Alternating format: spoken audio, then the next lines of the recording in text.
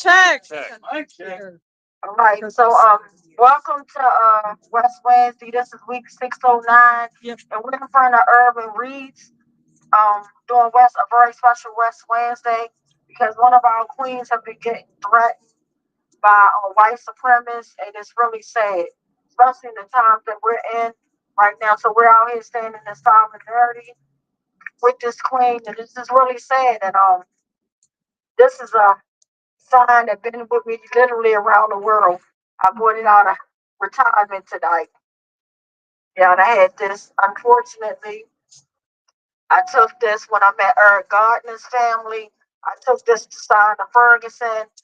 This is like a sign that I normally keep in my home, tucked away, but this is one of the very first West Wednesday signs that we made, literally, so that way everybody can know. And then even then, I think we had the numbers wrong because we didn't recently until like 2 years from the Motion Discovery Act found out how many killer cows were involved. And in case anyone's out here tonight and they don't know, my brother Tyrone West was an unarmed man who was brutally murdered in Baltimore City on July the 18th, 2013, and literally for 609 weeks nonstop we've been fighting for accountability, but not just for my brother Tyrone West, but literally for all the victims of police brutality and murder. And it's just sad that we have to be out here, and we've been out here, and it's disgusting. And as I think of, we're coming up on Freddie Gray's 10-year commemoration. That is horrible. It's just sad to think that 10 years came so fast. Like, and then I'm thinking about in July, it'll be 12 years. Literally. 12 years came so fast to my family. We still don't have accountability. And I'm just pretty much tired of the Doug and Pony show, but it's not going to discourage me from fighting for accountability. And like I said, not just for my big brother Tyrone West, but for all the victims of police brutality. And I just want to thank everybody tonight that's out here. And it should be way more folks, but that's how West Wednesday goes. Sometimes you might have a whole big crowd, and sometimes you might even have one or two people, but nevertheless, you'll still have me. Guaranteed to have me. So, but with that being said, you guys are all special and unique to me. And just looking around and just thinking about it, I remember when I first met Shut 'Em Down Shorty, didn't even know him from a can of paint, and I'll never forget the first time him and Boom showed up at a West Wednesday looking like attorneys.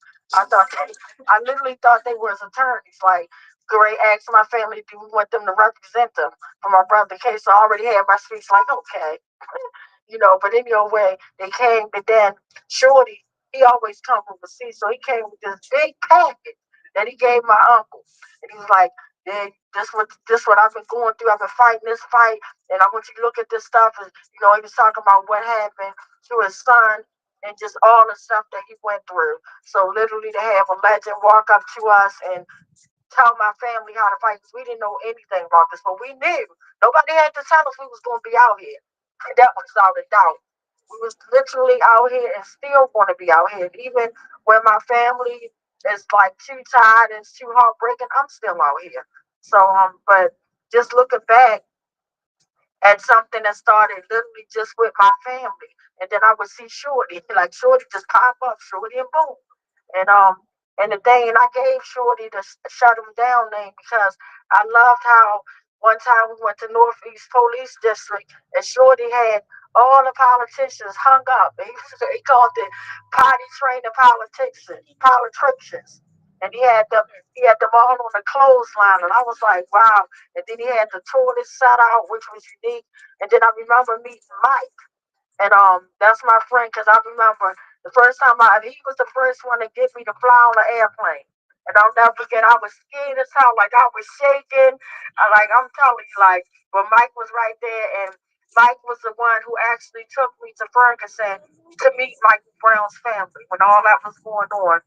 And I just remember being there with Mike and meeting Michael Brown's family and things like that, standing in the solidarity.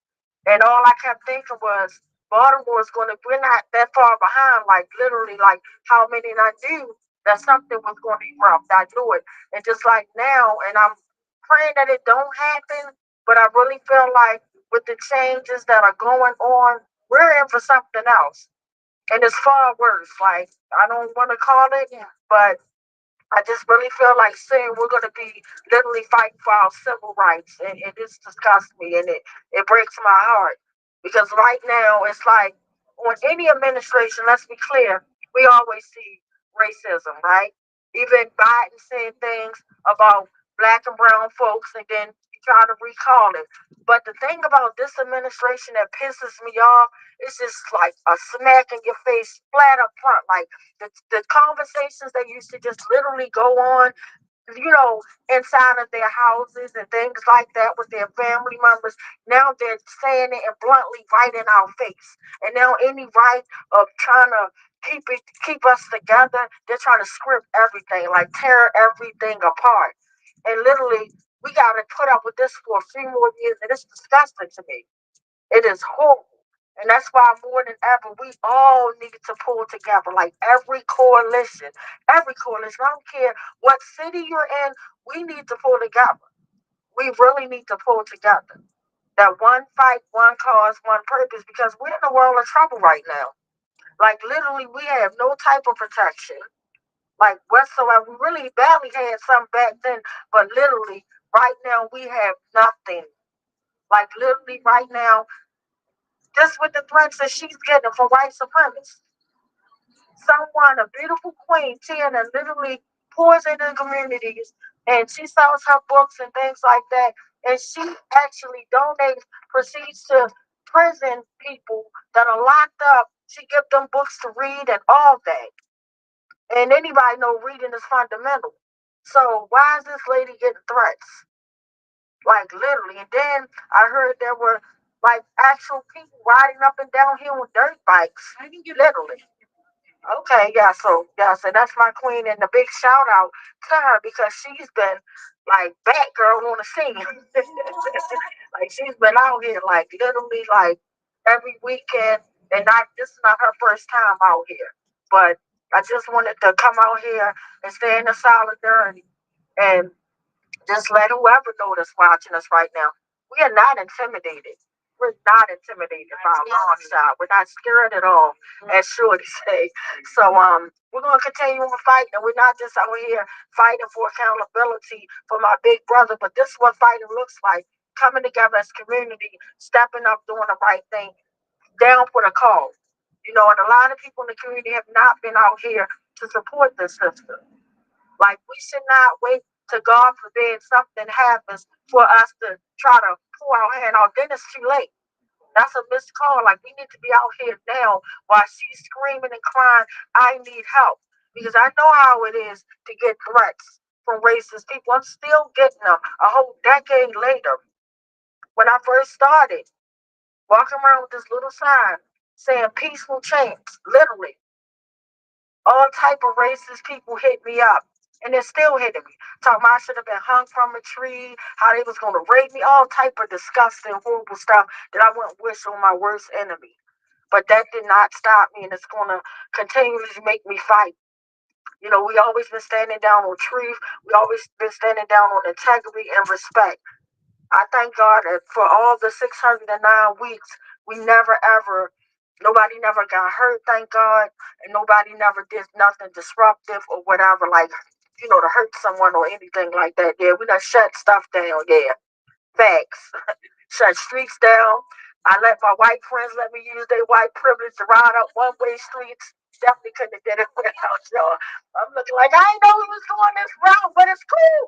Like loving it, like loving it, like because I needed if it was some black folks, so we'd have been riding up a one-way street. Man, we'd have been locked up, hauled off, arrested, all type of stuff. But again, thank my white comrades for y'all white. We're gonna use Right those white there. ass. Oh yeah. Oh yeah. Come here, go Absolutely. put your ass in the Absolutely. and we're not gonna bite you, we're gonna fight.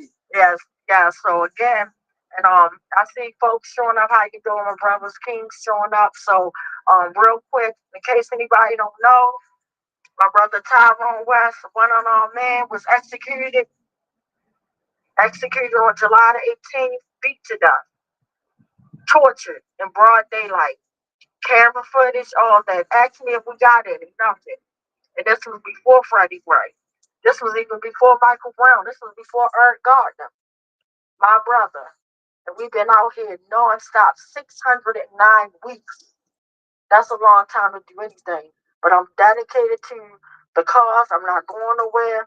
And it breaks my heart looking around at folks and knowing that Nicole is not out here.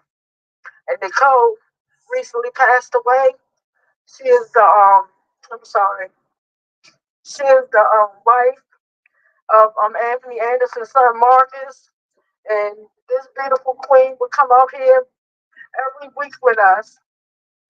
Young queen, literally at the age of 51, just passed away.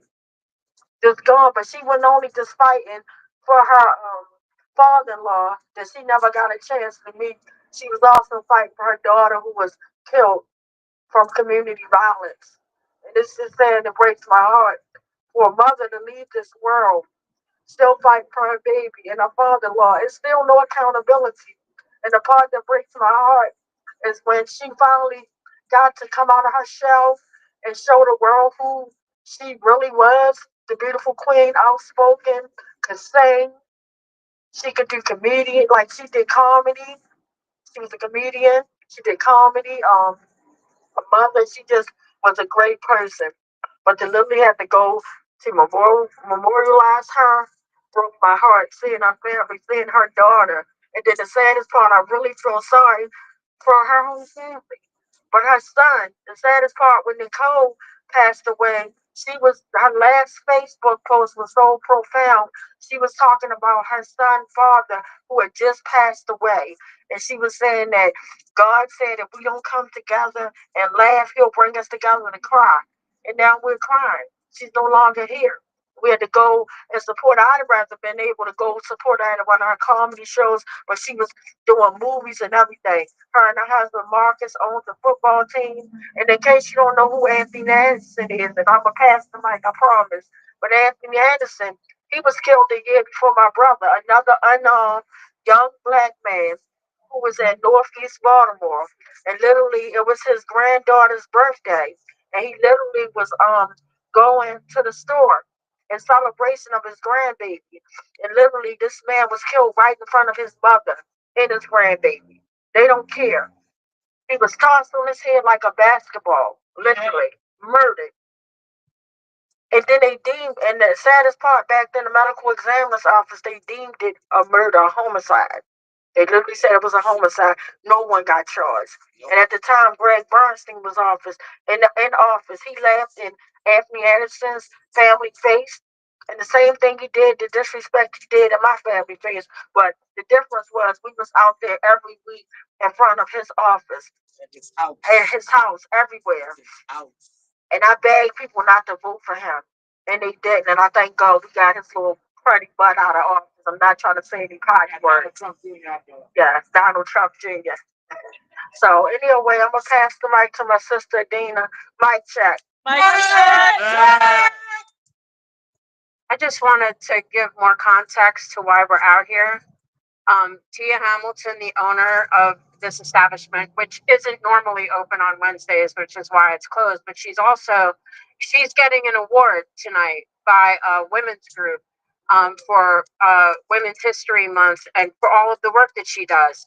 She's a black female entrepreneur, formerly incarcerated. She owns this bookstore and a satellite up in Lexington Market.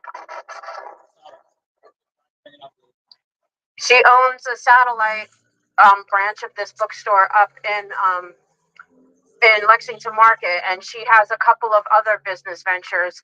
But the thing that sparked the racist attacks has actually been going on for the 5 years that she's been open, because she has a magazine called State versus Us that incarcerated individuals, formerly incarcerated individuals, police brutality victims, all kinds of people submit articles. She interviews people.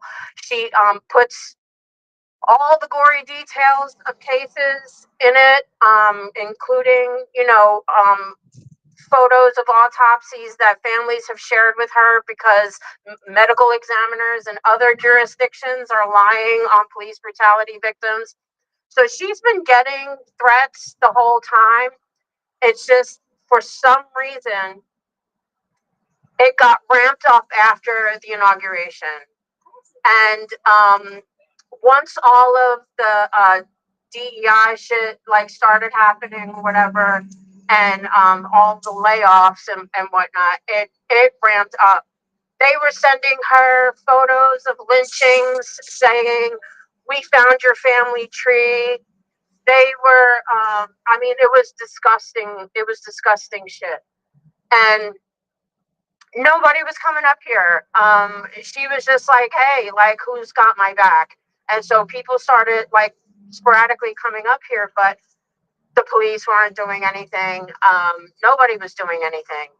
And then finally, like, somebody put out a statement that was like, you all like protect and serve all these other businesses, all these white businesses and all this stuff. What about this black business that's being attacked? And then finally, Odette Ramos showed up like a week or so later. And then the Attorney General's office got involved, the FBI got involved.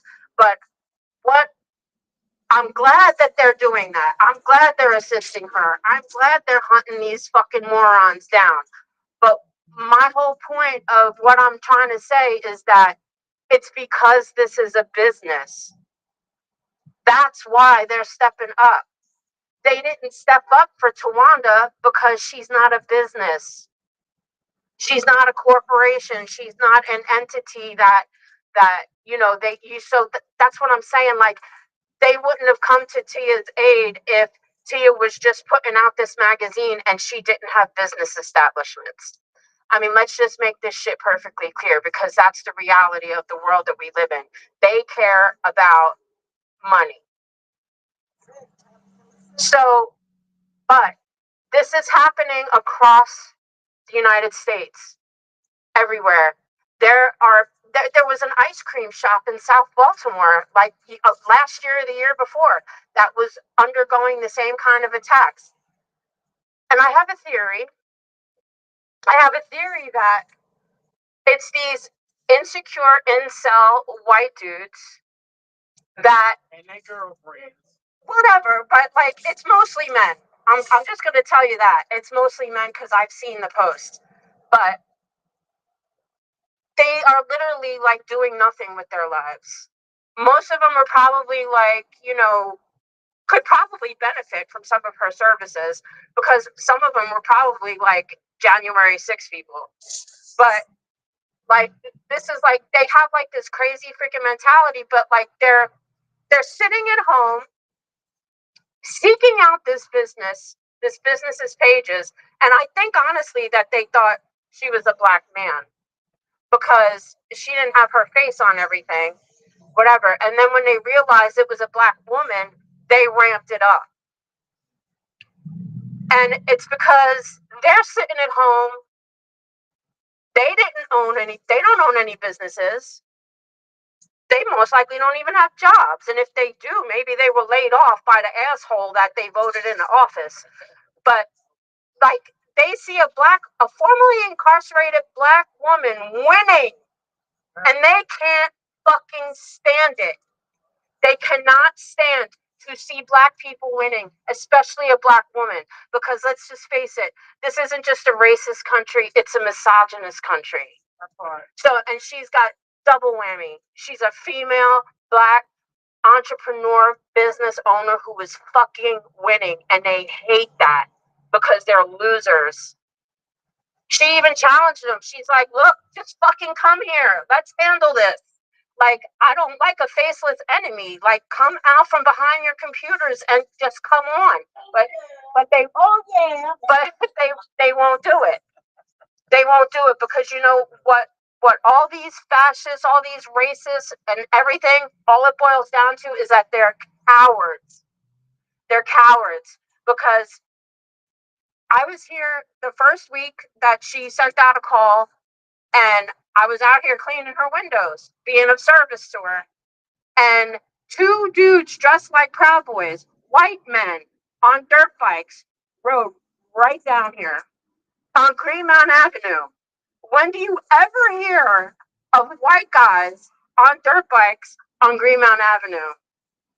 And then later that night, there was a dude standing at that church over there, just standing over by one of the trees. A white dude just standing there smoking a cigarette, freaking glaring. And then the pastor next door and a whole bunch of black men came out and stood in front of this store, and then he left. So they don't want to face black men. They don't even want to face masses of black people. Every time they've been going by here and they see there's people in there, that's what's been keeping them staying away. But like she had a community meeting here and they were talking about raising money to get her a fucking bulletproof vest. This is the world we're living in. Why does she have to walk around with a bulletproof vest because of these unhinged fucking morons? So the AG met with her and they're opening a case. The FBI has already tracked some people down in North Carolina. Repeat offenders. Repeat offenders, a man and his son.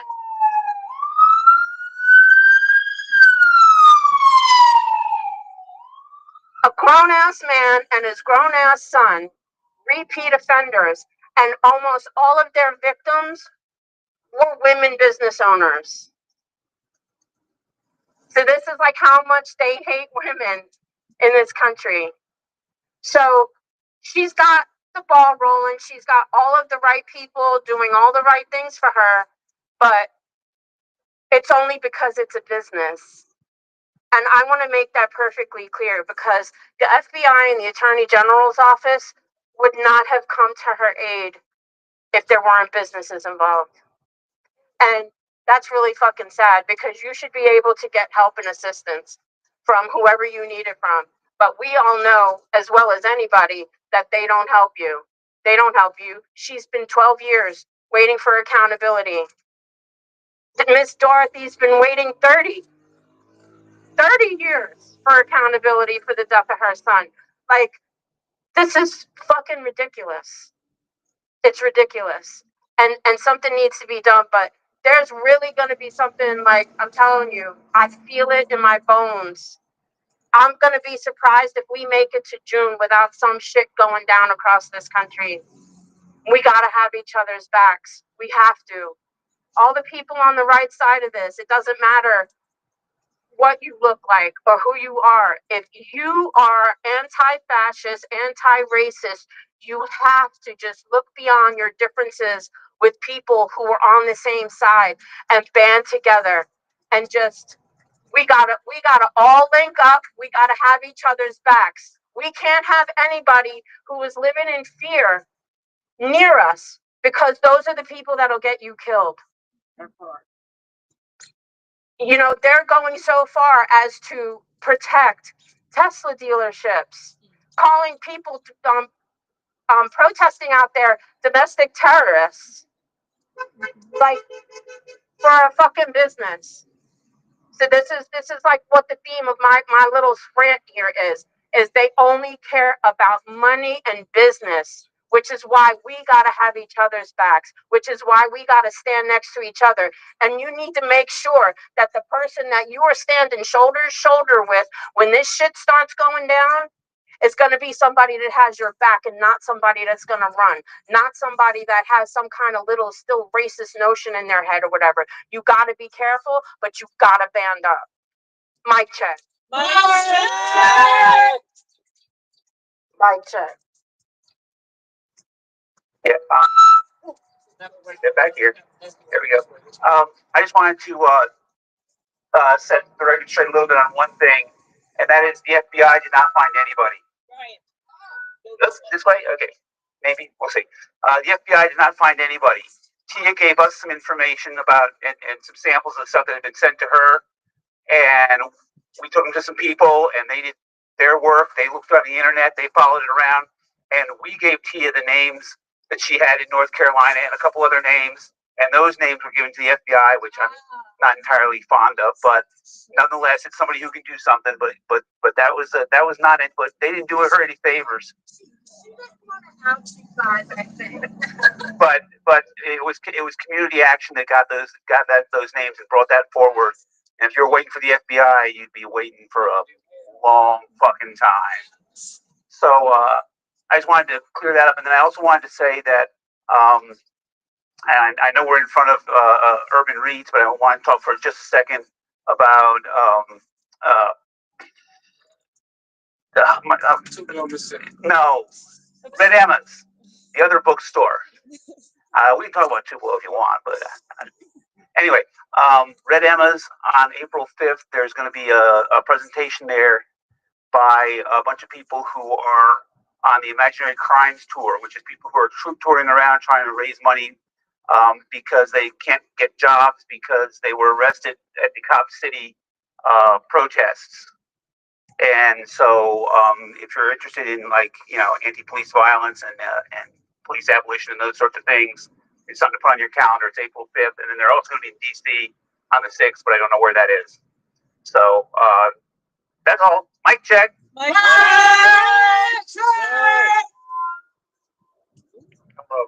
Yes. Good to see everyone out tonight. This is important work. I want to start off with four words.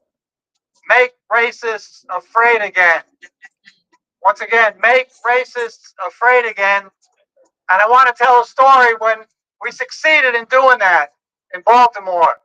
Some people here know the story and some don't, so I think it's worth telling it again. I used to be a high school teacher here in the city. And one day a student came in and he said, Mr. Blanche, I want to show you something. And it was a flyer. And when his mother was leaving to go to work that morning early, it was in the winter, so it was dark outside. There was this flyer on her front steps, and it was from a group called Baltimore Area Skinheads. The acronym was BASH. And it was the most horribly racist thing you can imagine. It said, we intend to make this an N-free neighborhood. It said a lot of other very racist stuff, very threatening stuff. So I got in touch with his mom and dad and arranged to go out and talk with them. And when I got there, his parents had invited another family over, the parents of another family, and this is the Belair Edison neighborhood. At that time, it was about half black and half white. The other family they invited over happened to be a white family. So we talked about what could be done, and we planned a rally for 2 weeks later against racism in Belair Edison. So the family did not want to put their neck out because they didn't know how serious a threat it was. And so I said, I'm in a group called Progressive Labor Party. I said, we'll be happy to take the lead if you want us to. And they said, please. So for 2 weeks, we went around with a speaker like this one on top of a car, announcing the rally, handing out flyers to homes all around the area. And the day came, and we didn't see the skinheads. Across the street was a group sort of older, like the Ku Klux Klan, waving a big Confederate flag. Now, in advance, we had picked out one person that we all trusted to make a quick decision if we needed one, if we came under attack, how to handle it. And there's a range of opinion in West Wednesday about should we be nonviolent at all times, or there are occasions where violence might be appropriate. I happen to think it's sometimes appropriate. And we had our signs all mounted on heavy 2x4s in case we had to fight. So at a certain point during the rally, one of the people at that rally that looked to be like the Klan, waving the Confederate flag, came across the street towards us very aggressively. So the person we had picked out to make a quick judgment, he said, get him. And so a number of us went out on the street, and a fight broke out. The news that night said, war on the streets of Baltimore. A friend of mine who passed away a couple of years ago, he was locked up on our side. He was an old civil rights activist, even older than me. He had been active with CORE during the civil rights era. He was locked up. One of the people on the other side, the racist side, was locked up. And one of the racists went to the hospital with a possible broken shoulder or arm. I forgot. And during the course of all of this, we discovered that not only had they put out that flyer, but they had firebombed one family's home.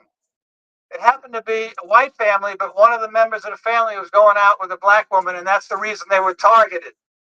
And not only that, but they had put out a whole series of threatening racist flyers. And later on the news, we saw the skinheads were a few blocks away. Like someone said earlier, they're cowards. So we never saw them on the street. But after that event, they never again handed out a flyer, never threatened anybody, never firebombed anything. They never did anything again in the Bel Air Edison neighborhood. So at that moment, we succeeded in making the racists afraid and shut them down. And we have to be prepared to do the same thing in the future. So let's all remember, make racists afraid again. Mic check. Mic check. Mic check. So now I'm gonna open up the mic if anybody else want to say anything, add to mic check. Mic check. Mic check. Y'all gotta be more enthusiastic when I have a mic check. I'm wasting my voice tonight. Mic check. Mic check. Mic check. Mic check.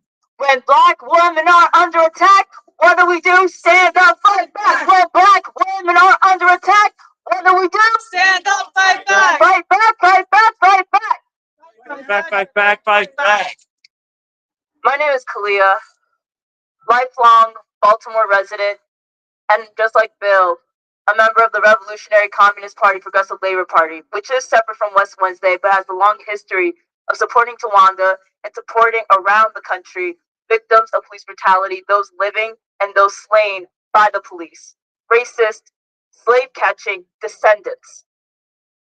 I really want to speak to the points, especially brought up earlier, regarding fear and intimidation that's put on black women, put on black workers, and put on communities that want a safe life for everyone involved, who wants people to live freely, to be happy, to succeed, to actually win and do well for one another.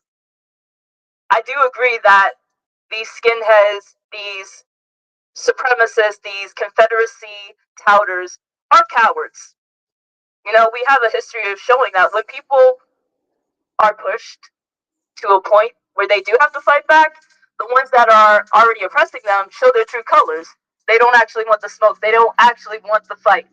They want to feel like they're on top. And that's something that I want us to keep in mind too as we do continue our organizing, our political activities, our community building and protection, because they will continue to try and poke and prod us and to question and try to weaken our defenses, try to weaken our will to be out here, not only just to call out their BS, to call out their racism, their sexism, their transphobia, their homophobia, their anti-worker sentiment. I want us to feel emboldened, because walking through this in fear, actually trying to do this because you're scared, is a short-term strategy. I have witnessed within my own family, who supports me as an activist, express their fear for me, fear for the people that I'm around, because this is dangerous. There are people who have lost their lives. There are people constantly under threat for this. And I feel not a naivete, but a certainty that that is exactly why we have to be out here. If we're going through this with that fear, with that anxiety, that's not going to sustain us. We have to have the strength to push back against racists, against fascists, on both sides. Because again, just like Tawanda's story has shown, the Democrats will not save us. They will not have our backs. They will not actually maintain the reforms like DEI, which they put as a sham as a result of the uprisings worldwide after George Floyd's murder. They will not stand up for us. They will save their necks. They will maintain their profits. They will do what they can to make sure their power isn't threatened. It's not fully taken. And I feel, as someone who is completely against this government, who is completely against capitalism that threatens black women, that threatens children, that threatens community, we can't keep doing this. We cannot keep doing reforms.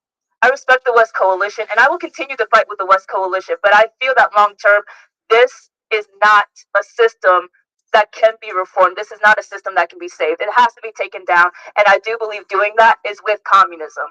Again, I will keep sticking with West Wednesday. I will keep speaking out for those in the Congo, for those in Gaza, for those in Myanmar, for those just down the street. I will keep speaking out for people who are being pushed and under attack, but I will not bow down to a system that wasn't built for us anyway. So I want to commend everybody who's being out here just to support those who are just sharing, those who are viewing, those who are talking about this, because even speaking on these things is dangerous. And it's brave for each one of us to be willing to be out here and showing our support in whatever way we can. That's something that we have to keep building up and keep fighting for. Thank you. Mic check! Mic check!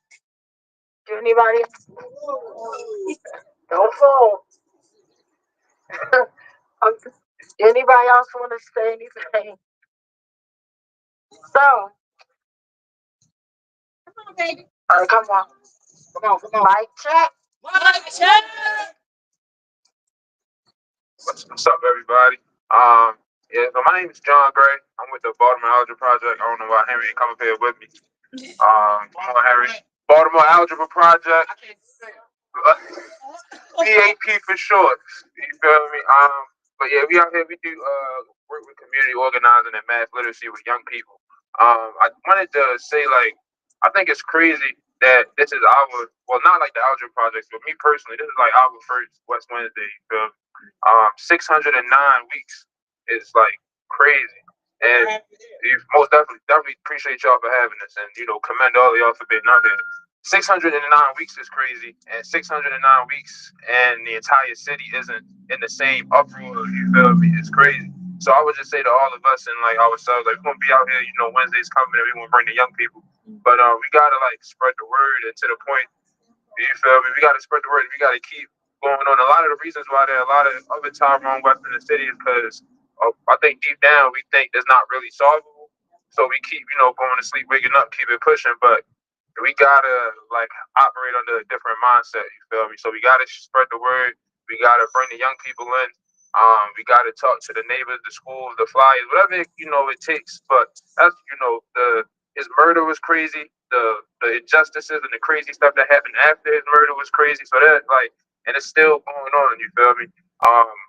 And the same way that like we'll be angry when it happens 2 weeks from now, we gotta be like just as angry when it's going on right now, when like people are still unanswered. You feel me? So yeah, we definitely just want to say good luck and just thank you for having us out here. But we also plan to like be at some more West Wednesdays, bring some young folks with us, and we gotta like talk more, and connect more, and swap flyers and do whatever it is we gotta do. We gotta like come together and build our base. You feel me? Yeah. Oh, definitely. And this is Henry. He's our youth. You go to Mervo. He's next up. Oh, yeah, next up. How you doing, Henry? Remember me, all right? Mic check. Thank you so much, and that's what it's about. Different people coming together, different beliefs. Cause everybody know I ain't no communist. Let's be crystal clear. I done been called communist pigs, all type of foolishness. That's not me. It's the black woman, and I'm a Democrat, and I vote. So that's me. Again, like I said, it's not even about none of that. Like some of us don't even believe in God out here. It's just all of us believing in this one purpose, one cause, one fight, and that's pulling together, fighting for our human rights. Like everybody deserves to return to their family. And my heart is still broken from what happened on the Key Bridge. Literally, a whole year later, it's the year today. 6 men lost their life. Like they wasn't even good enough just to get a warning. Somebody just to rush up there real quick, hurry up, because they were Latino. Let's be clear, race plays a part of everything, and it's so sad. And that's exactly why we really need to unite. And it makes me so sad that when the media gets it, then they want to just run wild with it. And they're like, thank God for our heroes. And what heroes? What heroes? Because and I'm not, and I hate to sound like a conspiracy theory person all the time, but it's just sad. I can say that race plays a factor in anything because I believe if those men were Caucasian, they definitely would have got saved. They would have got. I just believe that. That's me. That's not the West Coalition. That's me separating myself. This is Tawanda Jones speaking. I believe that they would have been saved, or at least like it was horrible. And then all they got, and then we have the mayor saying we're here for the family. Like we don't need a lip service. We need y'all really to be there for the family. Those were working men that deserve to go back home to their family. They were out there working, trying to make sure everything was safe, and for them to be put in an unsafe situation and just left like that, and some of their bodies wasn't recovered till weeks later. I can imagine how heartbreaking and devastating those family members were. Because when you lose a loved one, no matter how you lose them, that's a loss that nobody wants to take or accept. It's heartbreaking. And I'm also honored that my brother Mike is here. He brought three and some queens from Brazil, like literally here. I appreciate you, queens. Thank you so much. That's why my brother looking good over there. He got the Brazilian queen. He looking like a little rock star over there. Got the Adidas shit in there. The highlights in his hair. Yeah. That's Mike, Big Mike. Throw some respect on it, Big Mike. But anyway, but thanks for everybody coming out tonight. And I want to know if we have any names on the sad list tonight. Yeah. Okay, 43. Oh Lord, jeez, we should have started that first. It's cold out here. But in all actuality, we're gonna take 1 minute, but I just want to say a few words. I'm not gonna pull my phone out, try to read that list. I'm not gonna do that. The Lord speech that I say, I'm just gonna say it because I'm freezing. And it ain't, I mean, it's just cold. It's always cold on the West Winds, but to literally be out here in snowstorms, I'm surprised I'm this cold. Like, I must be getting old or something. Like, I'm freezing right now. Like, oh my God, I'm so cold right now. I need some gloves. I need my big coat on, all that, everything. Boots on up here. But anyway, I just want to, I ain't gonna take them. I'll take them things up under me. But anyway, thanks, Uncle Bill. But anyway, I just wanted to say that we're going to be sharing some names tonight, and unfortunately, the sadness is very sad. It's sad even if we have one name on there, but it's really sad that we have 44 names on there tonight or more. Um, it's just sad. And we don't know anything about the names or the people or the families connected, but we do know that someone was murdered. No one deserves to be brutally murdered.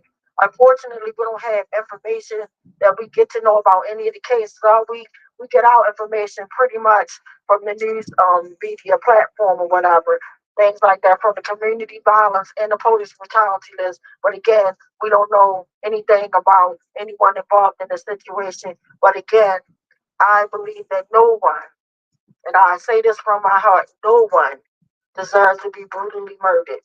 And that's with my brother being executed by 17 killer cops. I still stand here today and say I believe that no one deserves to be brutally murdered. So with that being said, let's take 1 minute and somebody pull up the time because I can't. My hands too cold right now. Somebody take. All right. So if you're in the prayer, say a prayer. If you're in the prayer, say a prayer. If you just want to send positive thoughts, but again, and I don't want to traumatize or trigger nobody because you can hear a loved one name that you know. And again, if this is the time that you need to step away from your device or step away from out here, please do because we don't know any of the people, but we do know that we're here just to show respect and love and believe in mediation and de-escalation. So 1 minute, please. It's 7:56, 7:57. We're gonna come back. Mic check. Mike, check.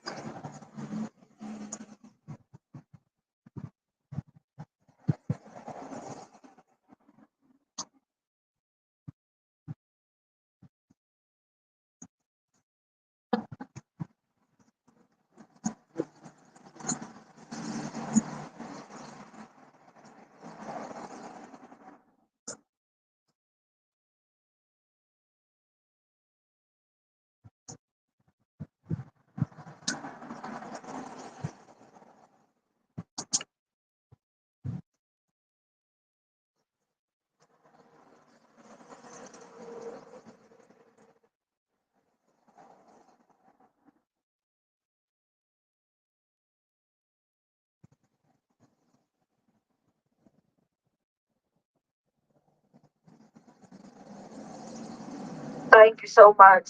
Thank you for standing in solidarity. So I don't know who's going. Brother Brian, you gonna start off your list? Mic check.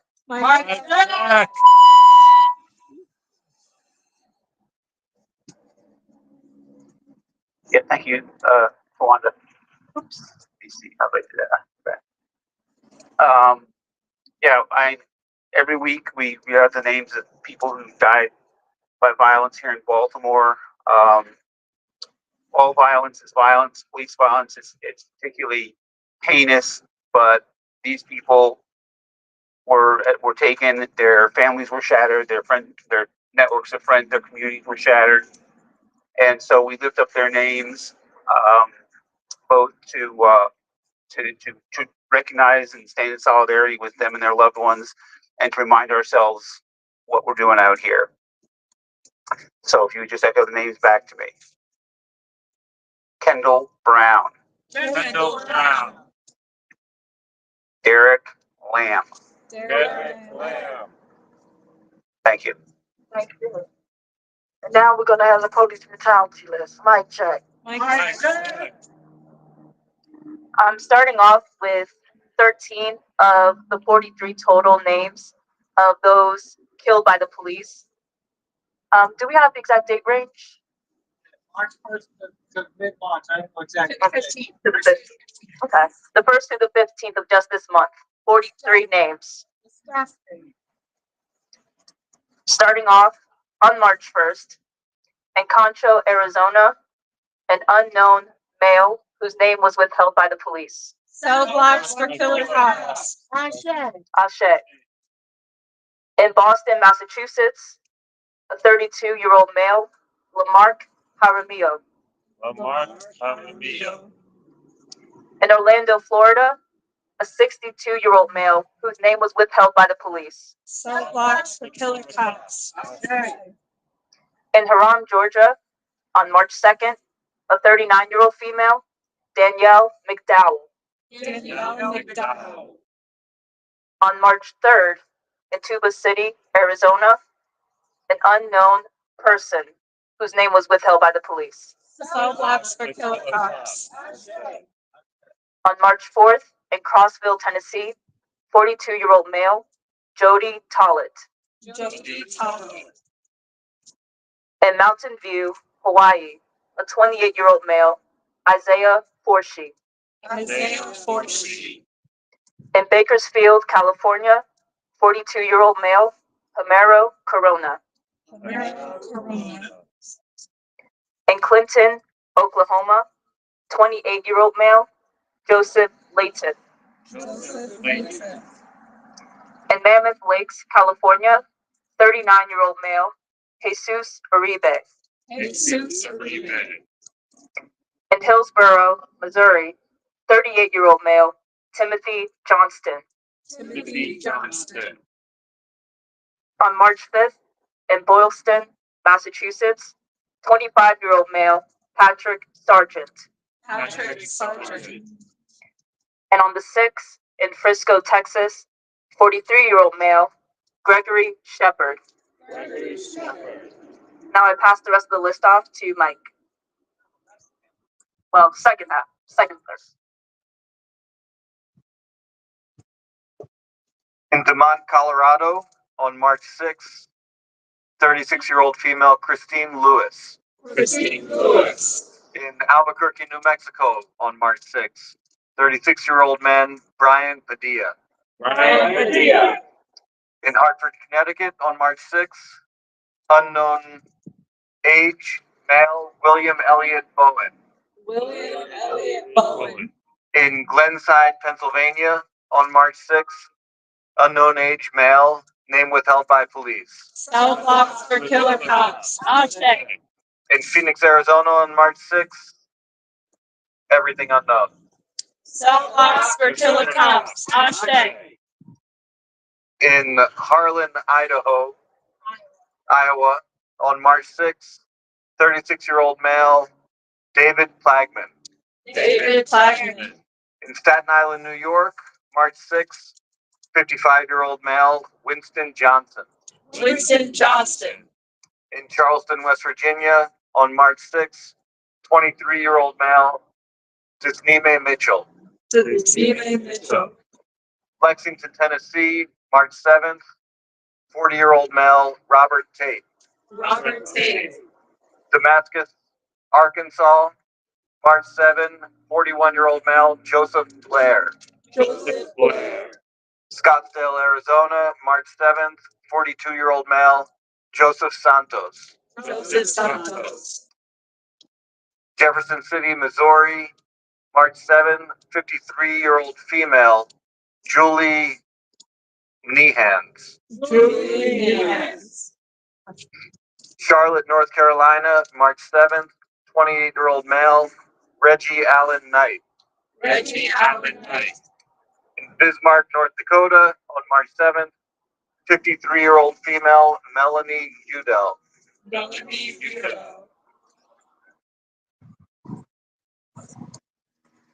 I just want to point out that Kalia didn't keep saying the date because the date was the same. There were 6 murders on the 4th of March and 9 on the 6th. Shame. I'm sorry, I had to just interrupt because that's sick. That's sick. It's an epidemic. All right, I'm taking over on the 8th of March in Milwaukee, Wisconsin. 41-year-old Anthony Virginia. In Guthrie, Oklahoma on March 8th, 54-year-old David Dunford. On the 9th of March in Lancaster, South Carolina, 24-year-old Jacob Sobieraj. On the 10th of March in Warren, Michigan, 41-year-old Kenny Benno.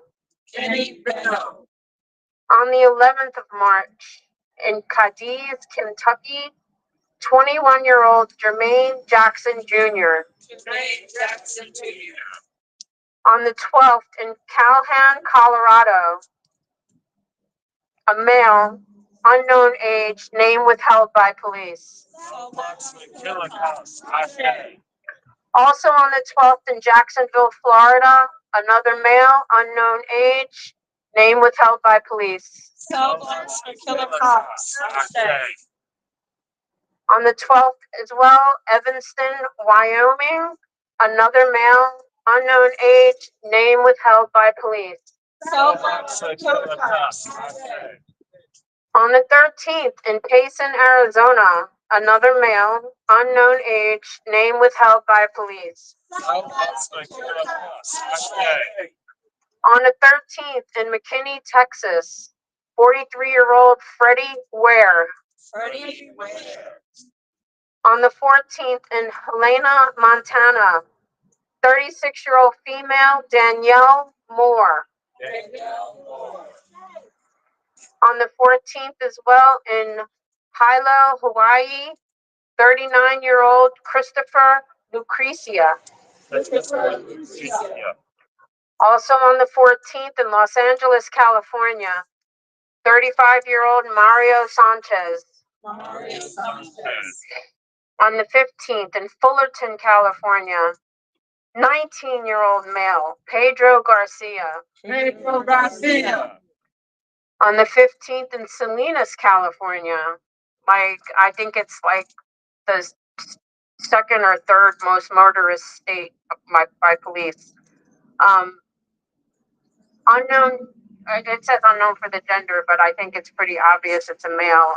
42-year-old James Combs. And the last on the 15th in Huntington, West Virginia, unknown age, Jaden Arthurs.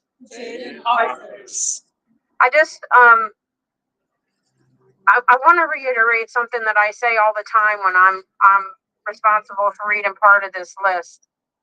A few years ago, the yearly murder numbers that were known were about 1,100 a year.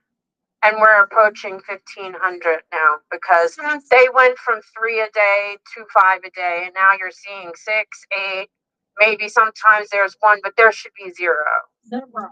zero.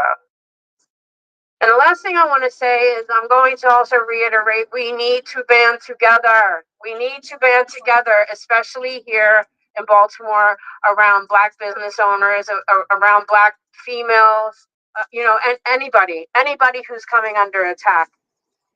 And um, I'm just gonna put this message out to like all the racists and white supremacists out there, all the fascists or whatever.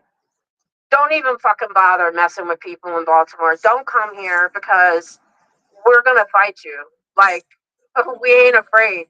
And to quote the Maryland basketball player, Derek Queen, it's because I'm from Baltimore. That's why. Mic check.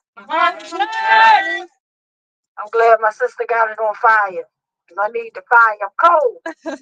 But yeah, I just want to thank everybody for coming out tonight.